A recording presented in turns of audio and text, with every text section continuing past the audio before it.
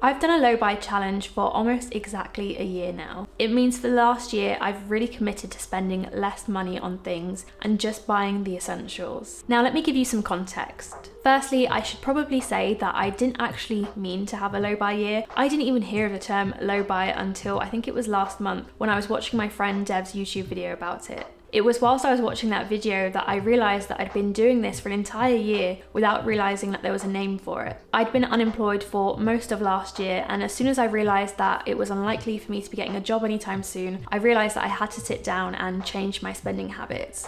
So I set myself some rules.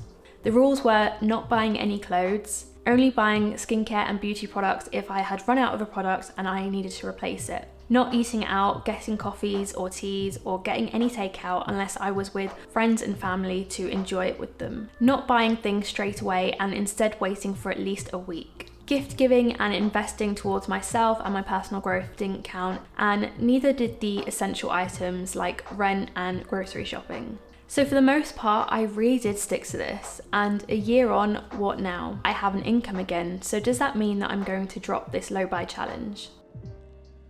When I first stopped consuming, for the most part it was actually okay. It was made easier for me by the fact that I already had quite a few things to begin with. I occasionally got unwanted clothes from family members. It was a national lockdown, and obviously I had no job, which was the only real push that I needed not to spend money. There were definitely some harder moments though, like if I knew there was going to be a sale on, or if I had an event to go to. Overall, if I had to sum up how I felt from doing a low buy year, it would be stillness. When you stop bringing things into your surroundings, you become much more aware of what's already there. And I realised that there was quite a lot of it. I've always considered myself to be quite simple and not materialistic in the slightest. But then, why did I have so much stuff? I'd be sitting on my laptop trying to be productive, and I would end up on ASOS just browsing. I'd be scrolling mindlessly on social media, and I would swipe up on those links to the outfits that I liked. This is normal behaviour for me, but because I had these low buy rules in place, it meant that I had increased awareness. And that awareness led me to ask why. What was my need for it? I unfollowed fashion and beauty accounts on Instagram. I unsubscribed from all of the marketing emails that I was receiving. And I even avoided being online altogether during major sales like Black Friday and Boxing Day. I didn't think that I'd have to take these measures in order to stop myself from shopping, but I quickly realised how at every turn we're really encouraged to be a consumer. When you stop for a moment, you realise just how out of control consumerism actually is.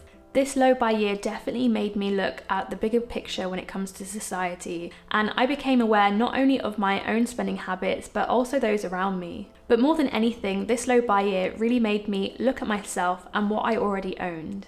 I wasn't buying any more things, which meant that I was more aware of what I already had because I had to make use of it. So for example, clothing wise, because we were in a lockdown for most of the time, it meant that I was mostly wearing loungewear.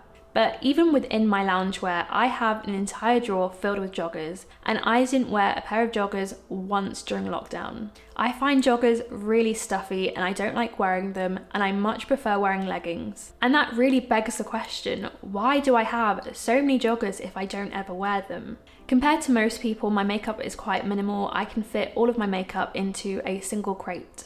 But even then, I still have multiple blushes and multiple concealers. I don't know why I own so many of the same product. Then there's skincare. I have about 3 to 4 crates, if not more, of skincare products. And a lot of these skincare products accumulated when I was having skin concerns. During that time, I was buying so many products as if to almost comfort myself against the way that I was feeling about my skin. And then I committed to a minimalist skincare routine, which I'm still using now, and I've been so consistent with it. And because of that, my skin hasn't ever looked or felt better. The problem is now I have all of these other skincare products that will expire before I even get to them. And those things that I don't use are things that I've paid for just to sit in my home. The time that I've spent working really hard to earn money has basically been wasted on things that aren't doing anything for me.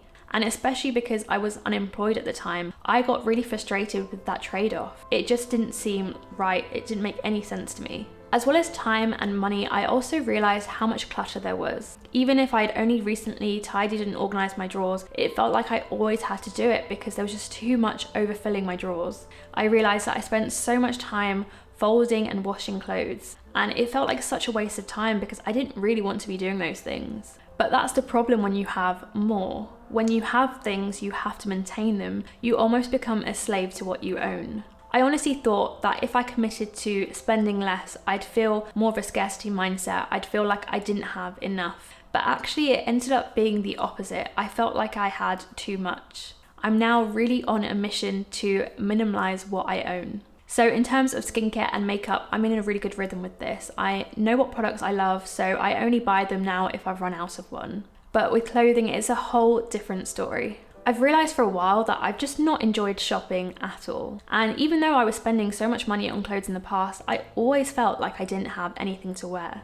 In my current wardrobe, there are so many clothes that I like the look of, but I think they're not comfortable, or they're really comfortable, but I don't like how I look in them. I've got loads of clothes that don't really go with anything, so I never end up wearing them. Or I've got clothes that don't fit me perfectly, so I avoid wearing them. And then I also have outfits that are no longer in trend.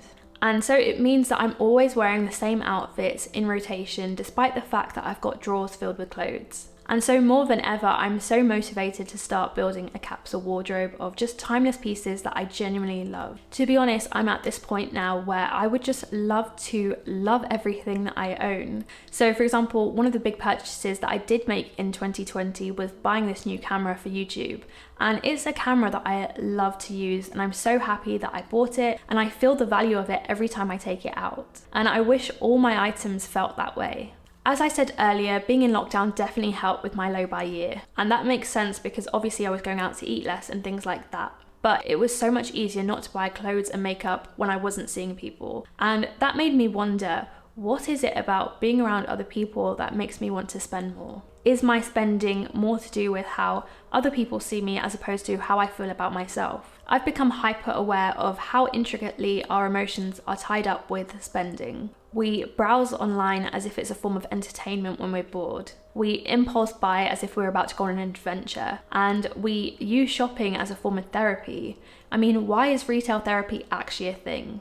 Now, I don't think there's anything wrong in wanting things. I think it's completely human to want things. But why do we use things to make ourselves feel better or to use it as a treat to reward ourselves? Especially when those things tend to only bring temporary happiness. We buy something and we might feel that hit of dopamine for a few seconds, but after a while it completely fades away.